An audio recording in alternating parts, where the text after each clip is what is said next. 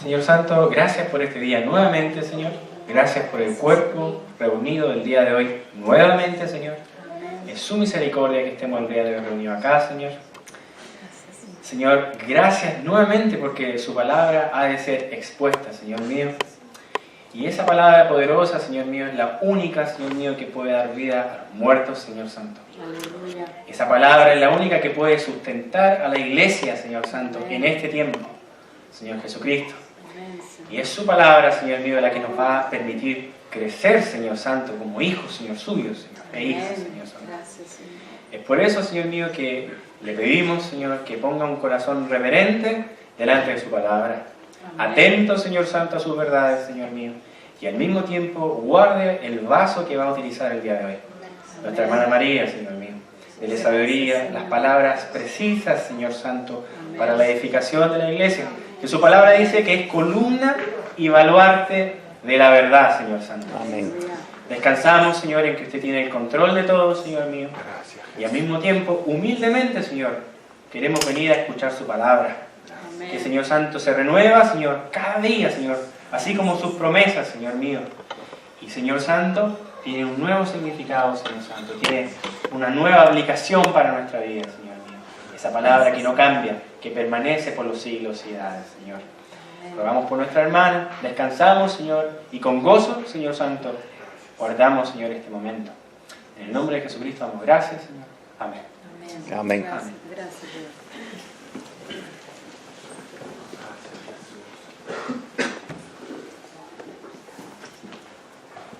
¿Le traigo un vasito? Sí.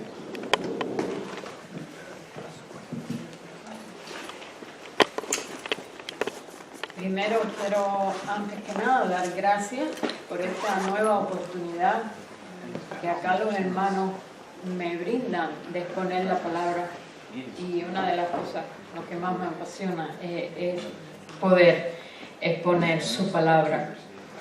Me gustó mucho porque en el devocional el hermano Joel hizo énfasis cuando él escogió la lectura en el Salmo 119 acerca de la palabra. Y la palabra es lo que nos da a nosotros pautas para vivir en todos los ámbitos de nuestra vida, tanto en lo físico como en lo emocional, como en lo espiritual. Y también quería, no sé si olvidaron o si es porque no estamos en Latinoamérica, pero quería felicitar a todos los hombres en esta congregación que son padres, porque es el día de los padres en Latinoamérica.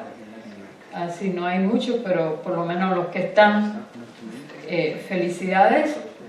Y algunos se proponen ser padres, aunque no es algo que esté en la Biblia, pero no queremos dejarlo pasar por alto. Pensaba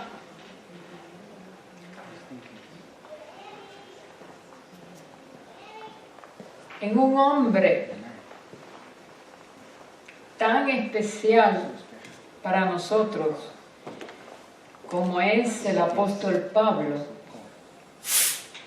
Un hombre lleno de revelaciones y del conocimiento de Dios. Le fueron dadas revelaciones no solamente porque él conocía bien las escrituras que estaban presentes hasta ese momento, que era el Antiguo Testamento, sino porque fue un hombre arrebatado hasta el tercer cielo, donde se le dio ver y oír cosas inefables, de las cuales muchas de ellas a él le era muy difícil explicar y sobre las cuales le era muy difícil hablar.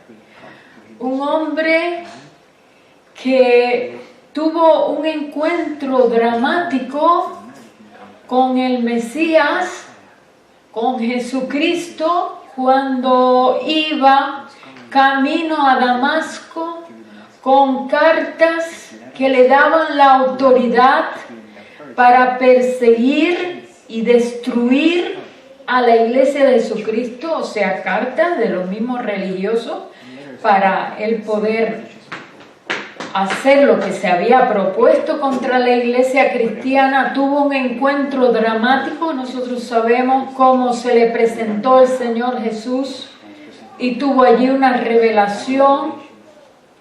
Un hombre que fue educado a los pies de Gamaliel, recibiendo una enseñanza bien profunda de las Escrituras.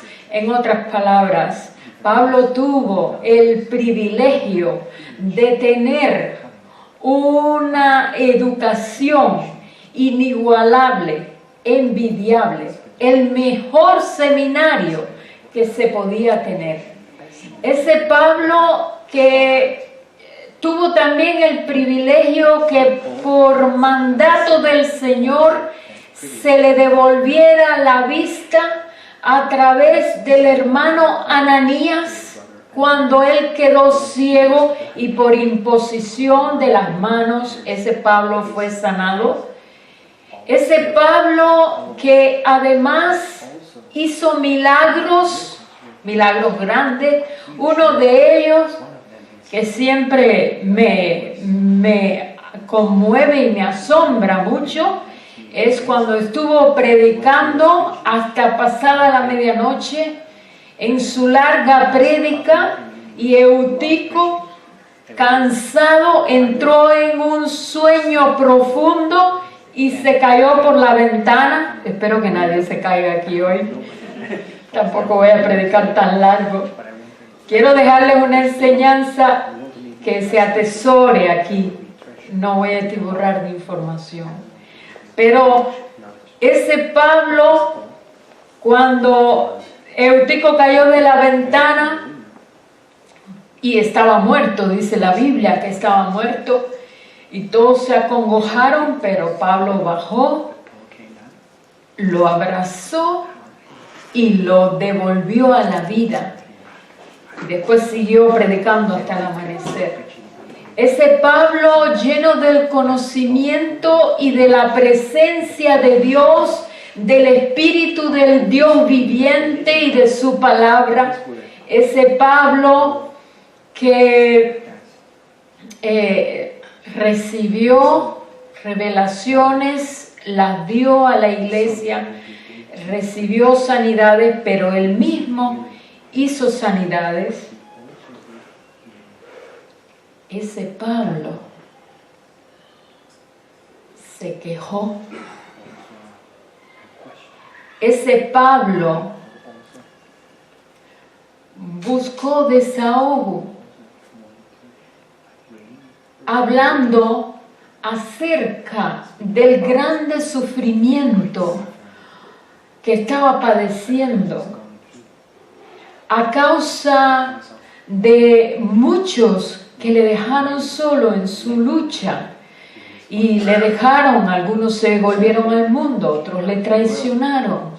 Ese Pablo que fue calumniado, ese Pablo que fue perseguido, muchas veces por hombres no de la iglesia, pero otras veces por los propios creyentes. Y hay algunos ejemplos aquí en el pasaje que les quiero traer hoy, que pienso que es conocido por la mayoría, pero que quisiera ver. Y antes de decirle la cita, pensaba en ese Pablo, no como nosotros generalmente se nos enseña y estamos acostumbrados a pensar en un hombre de hierro, en un hombre iniesto, en un hombre que está siempre allí con todas las soluciones presentes en su mano, sino un hombre como tú y como yo, un hombre con luchas, un hombre con conflictos, un hombre con temores. Cualquiera dice, no, Pablo no tenía temores porque al fin de cuentas él recibió grandes revelaciones de parte de Dios, fue llevado hasta el tercer cielo. Pero, sin embargo,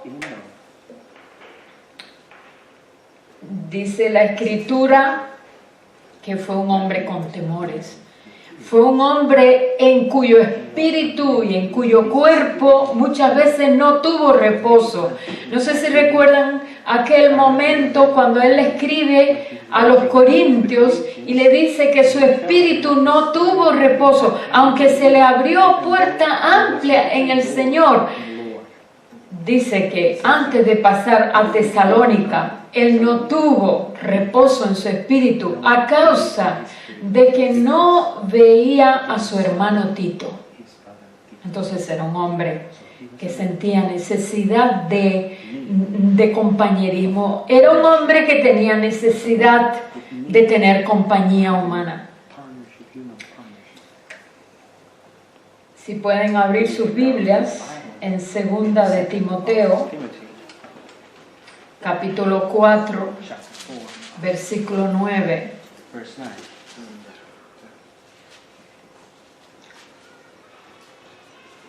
Mientras buscan, podría, no sé dónde está el hermano Antonio, que iba a estar mirando la cámara, no sé si está filmando, si alguien puede mirar acá, alguien... Está la lucecita roja. Está, ok, está bien. Entonces, 2 Timoteo, capítulo 4.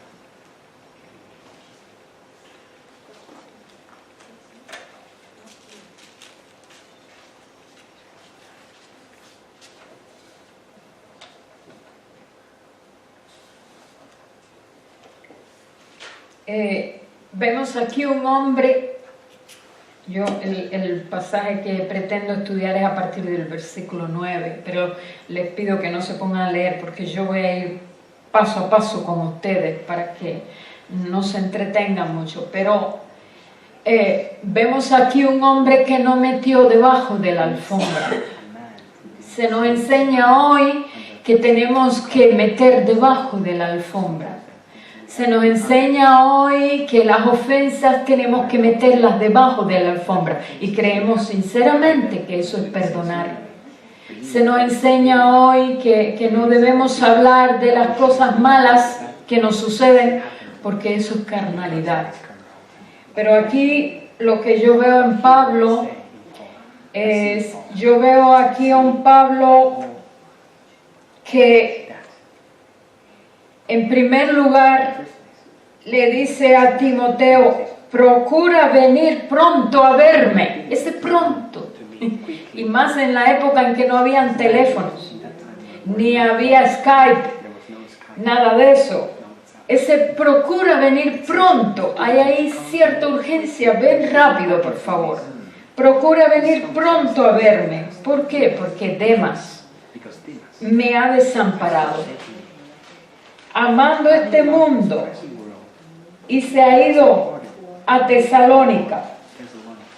Cuando él habla aquí, él en primera cuenta lo que le pasó con Demas, no lo mete debajo de la alfombra y le dice abiertamente a Timoteo qué fue lo que le ocurrió. Y por otro lado, pensamos a veces que la presencia de Dios es más que suficiente. Dios es grande, pero por algo dejó a su cuerpo acá. De lo contrario, hace tiempo que ya Él nos habría llevado. Todos nos necesitamos mutuamente. El cuerpo se necesita mutuamente. Todos necesitan un amigo dentro del cuerpo. Todos necesitan desahogar sus dolores, desahogar sus dudas, desahogar sus conflictos y hacerlo con personas que entiendan que eso es legítimo, que eso es bueno, que no te condenen, que no te pongan etiquetas como de conflictivo, como de conflictiva, que no te pongan una bonita etiqueta con letras doradas a tu espalda, que digan ahí está viniendo la conflictiva o está viniendo el conflictivo. En la época de Pablo, cuando se escribe esto, es increíble, no había psicólogos, no habían psiquiatras, pero el pueblo de Dios entendía de qué manera funciona nuestro organismo, como toda una unidad, cuerpo, alma y espíritu. Lo que influye a nivel de espíritu para mal en tu vida, influye también para mal en tu cuerpo, influye para mal en tus emociones, en tu mente. Todo lo que está cargándote sobre demasiado puede incluso desencadenar enfermedades. Hoy los médicos, que no tienen incluso al Señor, saben acerca de esto, pero lo saben por observación, porque ellos viven de eso y han tenido montones y montones de pacientes que llegan con enfermedades a las cuales ellos le llaman psicosomáticas. Son enfermedades que están relacionadas con lo que está ocurriendo en la mente, con lo que está ocurriendo en las emociones. Para que no se me acuse, por favor, de que estoy mezclando con psicología o con psiquiatría. Yo quiero usar hoy las Escrituras, enteramente las Escrituras. Por eso me gustó mucho el énfasis que hizo el hermano Joel en la palabra, porque nosotros tenemos principios, porque nosotros tenemos pautas, porque nosotros tenemos instrucciones, porque nosotros tenemos una guía. Y qué lamentable es cuando no tenemos solución para los conflictos humanos y tienen que ir los hermanos y a veces nosotros mismos a buscar un psicólogo, a buscar un psiquiatra. Y no se diga de aquellos que buscan el bar de la esquina, porque allí en el bar de la esquina hay alguien que entre tragos le escucha mejor. ¿Saben que muchos hijos de Dios han enviado cartas diciendo que no encuentran oportunidad de desahogarse en el cuerpo, pero siguen siendo adictos al alcohol, porque cuando van al bar de la esquina, allí encuentran un oído receptivo? Y nosotros solamente decimos, mete debajo de la bonita alfombra, olvida, mete allí y sigue adelante como si nadie pasara. Pero aquí hay un Pablo que está pidiendo a gritos, Timoteo, por favor, ven a verme. Mucho más que él estaba próximo a ser sacrificado cuando usted lee el contexto. Pero, vamos a decir, tenía urgencia por la venida de su amigo Timoteo. Yo veo aquí un Pablo que anhela la presencia del hombro amigo, anhela la presencia de ese compañero, compañerismo legítimo, que compañerismo humano, que esté presente con él. Mire, estoy allá metida en un campo, los dueños de la casa han salido en una misión. Estoy sola allí, a veces no tengo con quién hablar, solo con el Señor.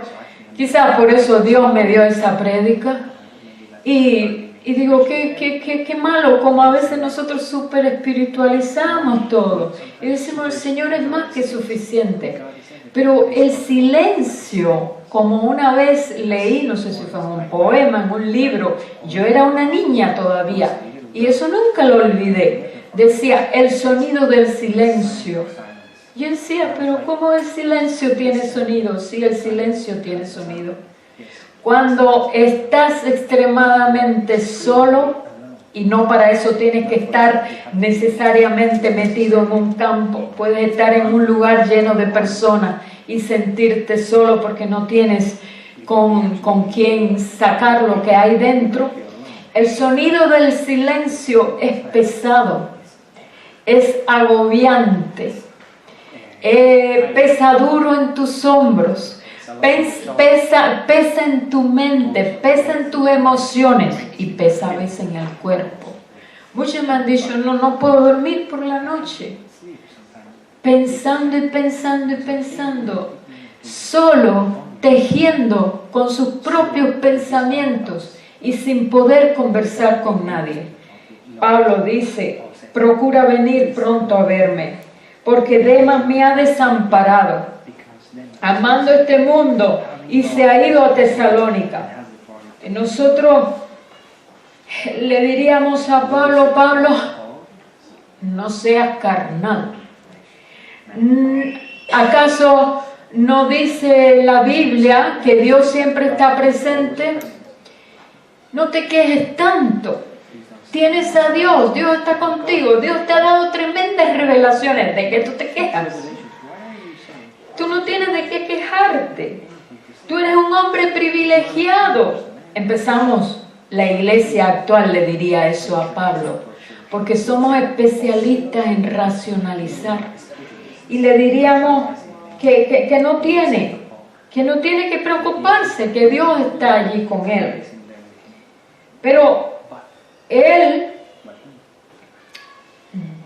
dice que Demas le ha desamparado. Es una manera de que él se está desahogando.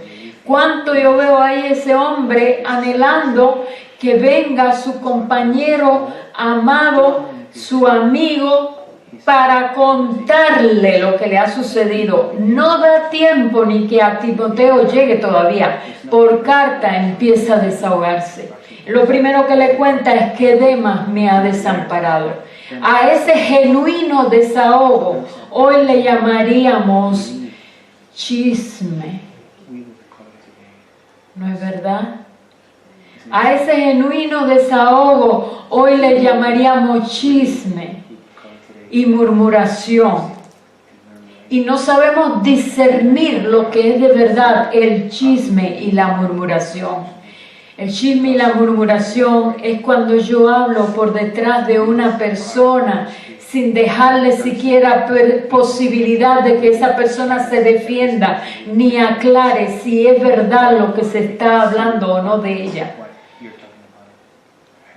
¿Entiende? Ese es el verdadero chisme y murmuración, cuando hay, como decir, una intención lacerante, cuando hay una intención de hacer mal, ya sea por envidia, por inseguridad, por lo que sea.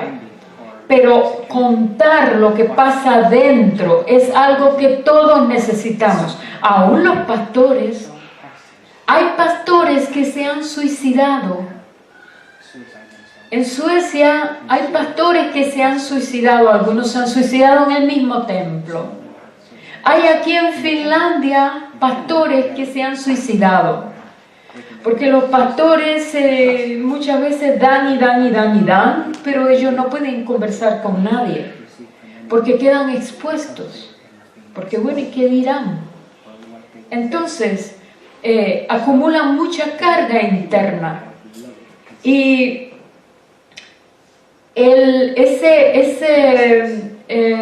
vamos a decir, genuino desahogo, también se le llama en nuestra época enfermedad mental, ignorando que los que son verdaderamente candidatos a la enfermedad mental son aquellos que no encuentran la posibilidad de desahogar sus conflictos, de desahogar sus luchas, de desahogar lo que hay dentro.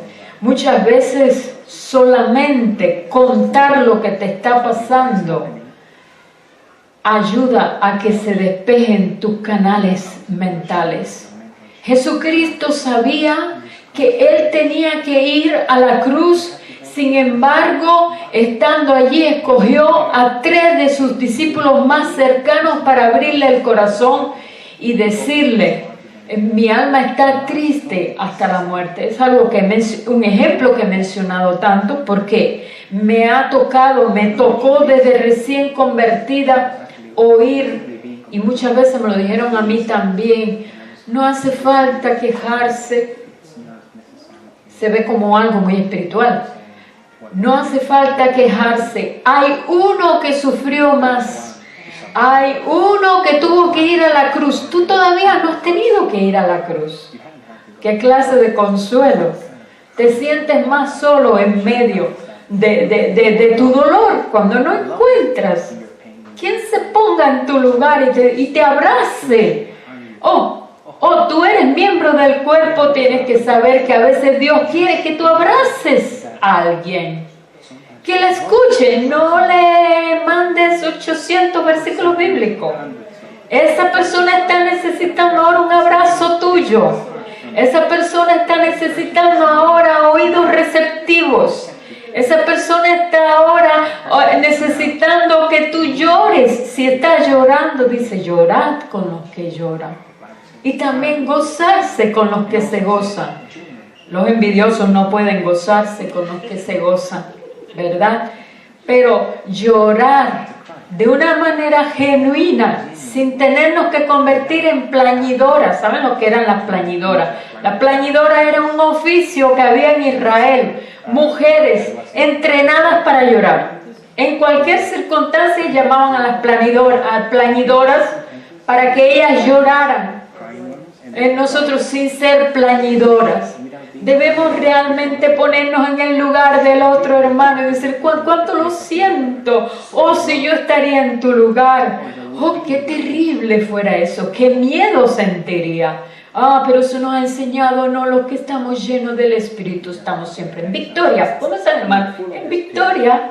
Se nos ha enseñado, ponte la bonita máscara de espiritualidad cuando llegues a la iglesia y ríete aunque quieras llorar. Eso es meter debajo del tapete. Y se cree a veces que eso es ser espiritual. No, Dios quiere gente genuina. Y yo veo aquí un hombre genuino, Pablo.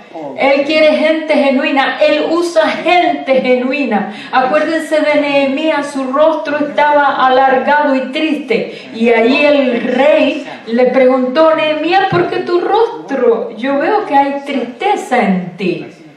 Y el haber sido genuino y honesto le abrió una carta amplia, le abrió un camino amplio a Jeremías para que viajara a Jerusalén, a edificar la muralla que estaba derribada. Amados, con mucha ternura, y doy gracias a Dios, estoy diciendo esto para ustedes hoy.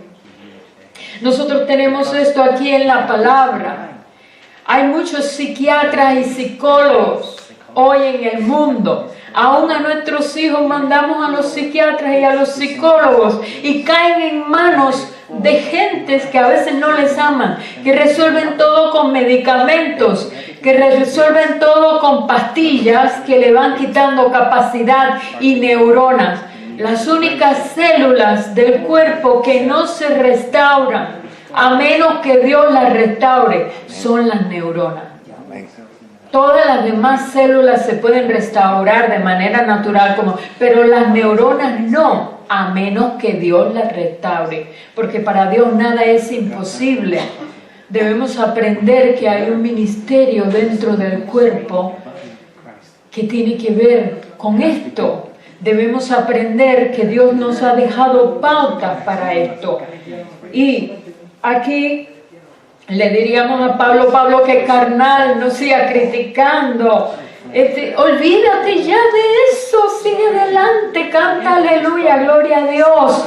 Ponte esa bonita máscara evangélica, la alfombra, mete debajo de esa alfombra evangélica de falsa espiritualidad, donde se entierran todas las cosas y sigue caminando. Bueno, él habla allí que Crescente fue a Galacia y Tito, a quien él amaba mucho, tanto que dice que no tuve paz en mi espíritu cuando fui a Tesalónica, a causa de que no veía a Tito. Dice, solo Lucas está conmigo. Mire, Pablo tenía un hombre espiritual al lado, porque si no, no le hubiera dado la tarea de escribir Dios a él uno de los evangelios, el evangelio según San Lucas. Y no le hubiera dado Dios también la tarea a Lucas de escribir el libro de los Hechos. Lucas fue un hombre que estuvo al lado de Pablo muchísimo, le acompañó en los viajes misioneros, pero era además médico. Así que Pablo no estaba totalmente solo, pero aquí lo veo diciendo: ven pronto a verme, porque Demas me ha desamparado. Él estaba con Lucas, dice: solo Lucas está conmigo. Y después, miren, toma a Marcos y tráele contigo, porque me es útil para el ministerio.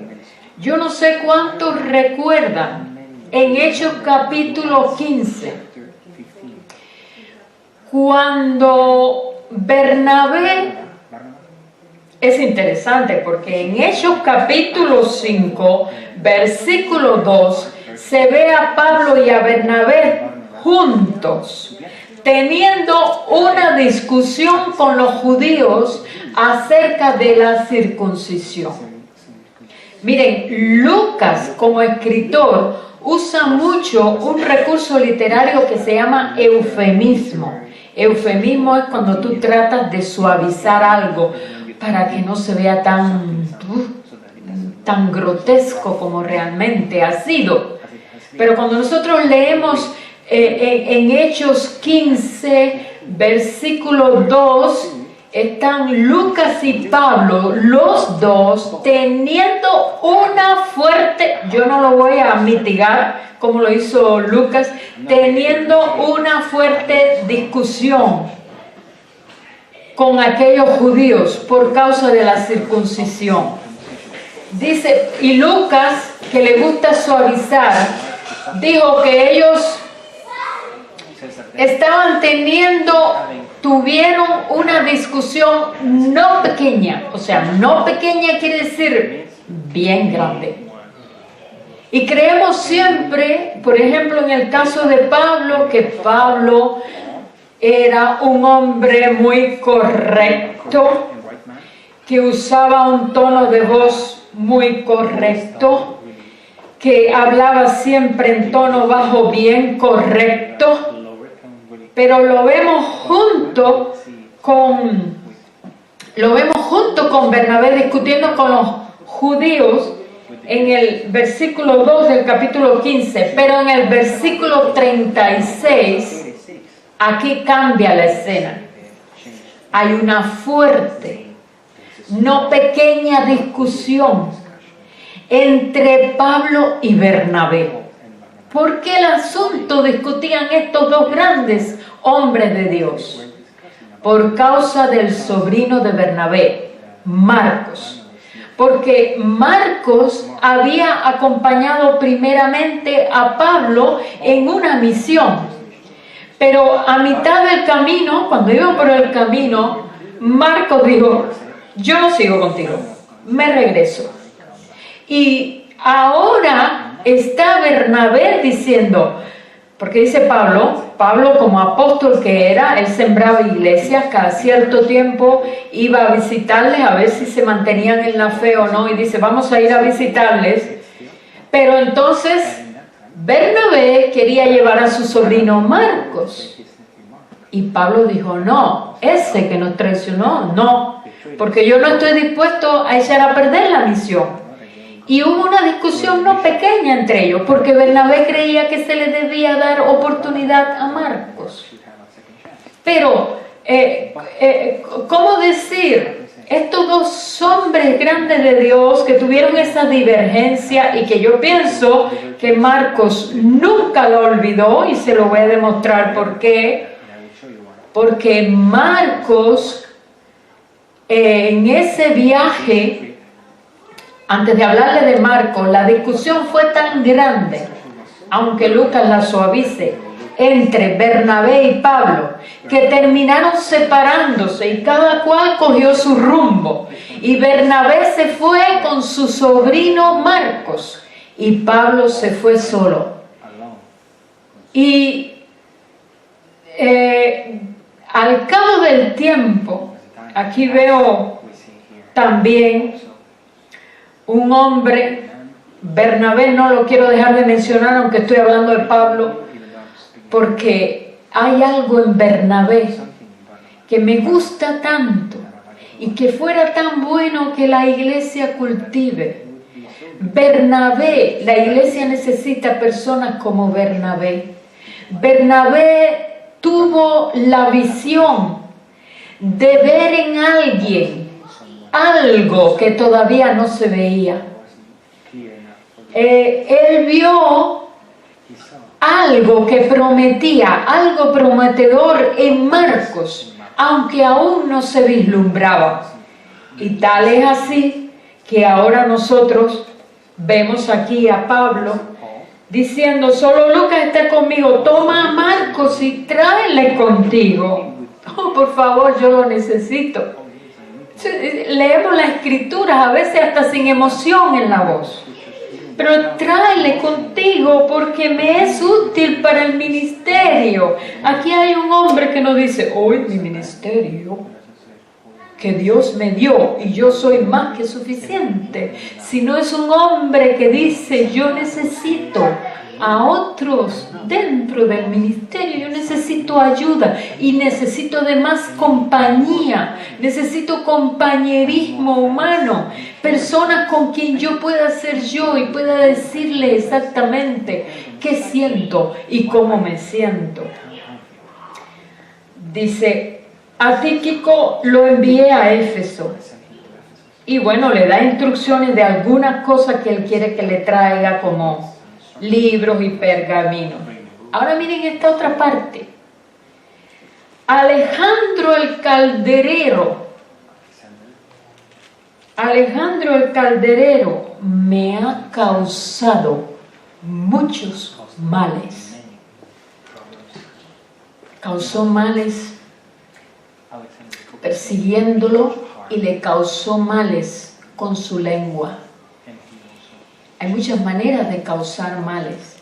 Llegó a hacerse un hombre extremadamente peligroso para Pablo, para Timoteo, para la causa del Evangelio. Él llegó a ser un hombre peligroso. Alejandro el calderero me ha causado muchos males. El Señor le pague con... O sea, este punto, Alejandro el calderero me ha causado muchos males. Habla de Demas, ahora de Alejandro. Pablo, sigues hablando mal. Pablo, no hace falta que te enfoques en lo negativo. Piensa positivamente. Pablo, no mires más la paja en el ojo ajeno. Le diríamos así la iglesia. Sin embargo, él le está contando, no da ni tiempo a que Timoteo llegue, sino le está diciendo: Alejandro el calderero me ha causado muchos males. El Señor le pague, miren esta parte, el Señor le pague conforme a sus hechos. Ahí sí que ya le diríamos, todos escandalizados, qué carnal que tú eres, que tú estás maldiciendo, qué falta de perdón la tuya, ¿por qué tú hablas así? ¿Por qué no te arrepientes? ¿Por qué no mejor llamas a Alejandro por teléfono y te pones de acuerdo con él? Alejandro, ven, vamos a tomarnos un café. Todo yo lo perdoné, todo yo lo olvidé, lo metí debajo de la alfombra. Vamos, Cristo murió por ti, Él te ama y yo te perdoné. No vemos esa actitud en Pablo. ¿Por qué es que Pablo le desea que el Señor le pague a Alejandro conforme a sus obras? Porque Alejandro, de manera premeditada, estaba siendo no solamente un estorbo para la causa del Evangelio. Alejandro estaba estorbando, estaba tratando de parar a Dios, por medio de paralizar a un instrumento suyo que estaba exponiendo todas las revelaciones que Dios le había dado. Entonces era digno de que Dios le pagara conforme a sus obras. Y eso tiene una enseñanza para nosotros hoy. Cuando le podemos ser que estemos frenando a alguien dentro del cuerpo, que por medio del cual Dios quiera obrar, la oración se puede revertir en no bendición para tal persona, porque tal persona estaba haciendo todo con alevosía por causarle daños y dolores a Pablo. Guárdate tú también de él, pues en gran manera se ha puesto a nuestras palabras. Ahí sí, ya que le hubiéramos dicho, óyeme, tú estás paranoico. ¿Guardarse de qué? ¿No dice la Escritura que Dios está con nosotros? ¿De qué tienes que temer? ¿De qué te tienes que guardar? ¿De qué te tienes que cuidar?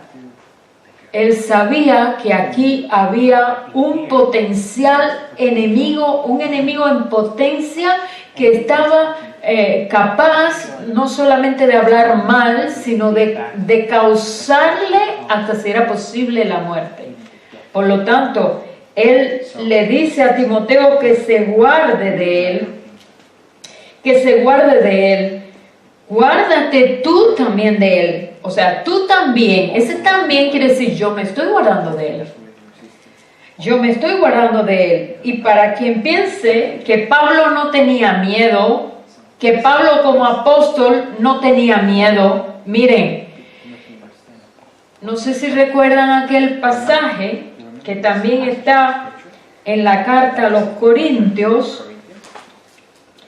Dice, porque de cierto, cuando vinimos a Macedonia, segundo a los Corintios 7:5, de cierto, cuando vinimos a Macedonia, ningún reposo tuvo nuestro cuerpo, sino que en todo, nos dicen algo, en todo fuimos atribulados, de fuera conflictos, de dentro temores. Yo me imagino eso de que fue atribulado, como él escribe también en otro lugar, fuimos atribulados más allá de nuestras fuerzas, de modo que hasta perdimos la esperanza de vida. Porque de cierto, cuando venimos a Macedonia, ningún reposo tuvo nuestro cuerpo, sino que en todo fuimos atribulados, de fuera. Miren, presta atención a esto. ¿de fuera de dónde? ¿De fuera de dónde? De fuera, conflictos. ¿Fuera de dónde? Fuera de ti. De fuera de Pablo, alrededor. En tu centro de trabajo, en tu hogar, aún en la iglesia, tú puedes tener muchos conflictos. De fuera, conflictos. De fuera de tu cuerpo, de fuera de él. De fuera, lo que pasa es que a veces conocemos hasta la Escritura y estamos acostumbradas a ella y no nos detenemos a analizarla. De fuera, o sea, de fuera de ellos, conflictos. Pero miren lo que dice, de dentro. ¿Qué dice? De dentro, temores. Dentro tenían temores. Pero entra en contradicción con la Escritura que dice, no temas. Sí, no temas no quiere decir que no sientas temor. Cuando la Escritura te dice, no temas, ve otra vez, aunque sientas temor. Debes saber que yo estoy contigo. Aunque sientas temor, debes hacer lo que yo te estoy pidiendo que tú hagas. Aunque sientas temor de ser criticado, aunque sientas temor de ser rechazado, aunque sientas temor de perder tu vida. Pero hay temores. Cuando Dios dice no temas, es no te detenga el temor. pero es legítimo sentir temor. Así que no tenemos que ponernos la máscara de que no tenemos temor. Una enfermedad te puede crear temor. Te puede venir mucho temor. Te puede sobrevenir temor de tener una muerte antes de tiempo y que tu familia quede sola. Entonces, claro, él dice, miren el versículo 6, pero Dios que consuela a los humildes, humilde no es alguien que no levanta nunca la voz, humilde es alguien que reconoce a Dios en todo. Pero Dios que consuela a los humildes nos consoló con un ángel. Dice, nos consoló con la venida de Tito. Este Tito debió ser tremendo, me gustaría conocerlo. ¿Cuántos Titos hacen falta? Que no te juzguen cuando tengas peso y tengas que hablar de tu peso. Ese Tito fue alguien muy especial para Pablo. Dice, nos consoló con la venida de Tito. Y así que era un hombre que les acabo de demostrar por la Escritura que sí tenía temores y que tenía muchos conflictos. Una vez Pablo iba a predicar y dice, se me abrió puerta amplia en el Señor y muchos son los adversarios. Cuando a veces se te abre puerta amplia en el Señor, puedes tener muchos adversarios, porque no vayas a pensar que no va a haber oposición a los planes del Señor y a la voluntad de Dios en tu vida y en mi vida. A Tíquico lo envié a Éfeso. Trae cuando venga el capote, bueno, da la instrucción. Y ya empieza a hablar de Alejandro en versículo 14. Y le dice que se guarde de él en el versículo 15. Pero mire el versículo 16, dice, mi primera defensa, ninguno estuvo a mi lado, sino que todos me desampararon. Y yo pienso que fue por miedo.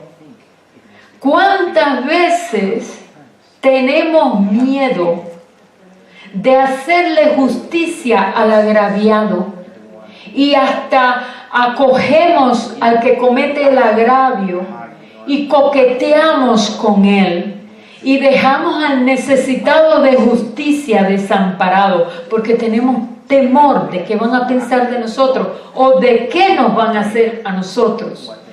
Y Pablo iba a ser juzgado y él tenía que presentar una defensa.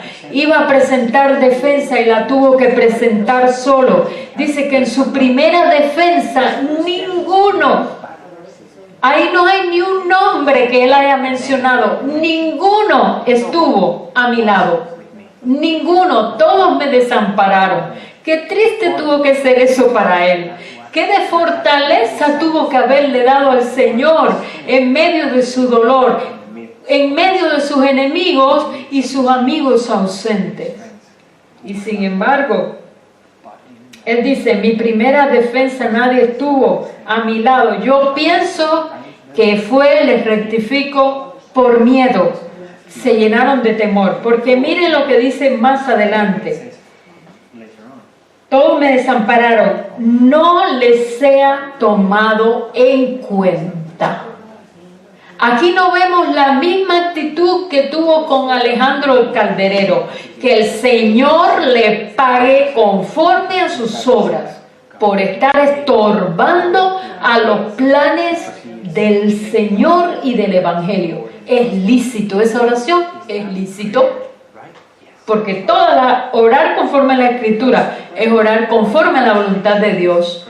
Sin embargo, aquí en Pablo no hay espíritu de resentimiento por aquellos que lo dejaron desamparado en su primera defensa, sino que dice que Dios no les tome esto en cuenta.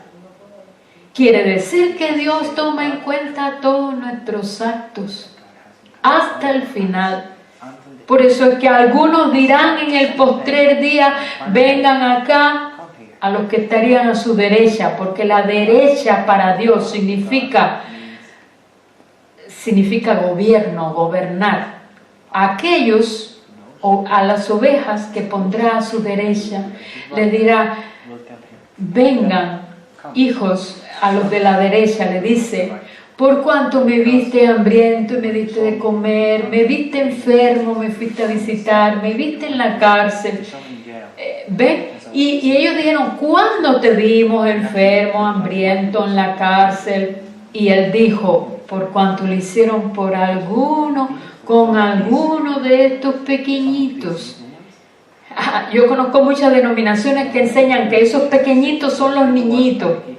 No, pequeñitos, porque nosotros, el Señor es el hermano mayor. Estos pequeñitos, para mí lo hiciste. Pero luego dirá a los otros, por cuanto no lo hiciste, para mí no lo hiciste. No lo hiciste por estos pequeñitos, para mí no lo hiciste, porque el Señor vive dentro de cada hijo suyo. Amén. Tenemos que meternos eso dentro de la mente. Él vive dentro de cada religioso, no. Dentro de cada persona que viene a la iglesia, no. Dentro de cada hijo suyo. Amén. Qué triste es cuando creemos que sabemos lo que no sabemos, pero que creemos que sabemos cuando en realidad no lo sabemos. Hablo así porque cuando uno habla de estos temas, generalmente piensa que uno está hablando psicología, pero realmente no es así. En la prédica anterior yo cité Efesios 4 y hablé de un don, el don de pastor maestro, pastores y maestros. Pastor maestro es un don y Dios quiere fortalecer ese don dentro de la iglesia para ayudar a los miembros del cuerpo a resolver sus problemas internos para que puedan crecer y madurar y seguir adelante para hacer la obra del ministerio. La obra del ministerio no lo hace una persona, la obra del ministerio lo hacen los santos. Pero ¿qué dice? Santos edificados. Dice, para edificar a los santos para la obra del ministerio. Y yo ahora quiero terminar con una oración dándole las gracias. Y Señor, te damos las gracias por tu palabra. Tu palabra purifica el alma. Tu palabra es liberadora. Tu palabra es sanadora. Tu palabra es limpia. Tu palabra y tus preceptos alumbran. Tus palabras y tus preceptos hacen sabio al sencillo. Tu palabra, Señor, con ella tú creaste los cielos y la tierra. Con ella tú creaste todo lo que se ve de lo que no se veía. Y con tu palabra tú nos consuelas. Te damos gracias por hombres como Pablo, como Jeremías, como Nehemías, como David, que fueron genuinos, que cuando tuvieron que llorar, lloraron, cuando tenían que reír, rieron, cuando tuvieron que danzar como locos, como ese David, casi semidesnudo, lo hizo de una manera genuina en tu presencia. Gracias, Señor, que tú nos dejaste ese ejemplo para nosotros hoy. Bendigo a todos mis hermanos en este día y pido para ellos, también para mí, una bendición especial, que el óleo tuyo, el Espíritu Santo, se derrame sobre nosotros abundantemente hoy. En el nombre de Jesús te damos las gracias por este día más de vida. Gracias, Señor. Gracias, Padre.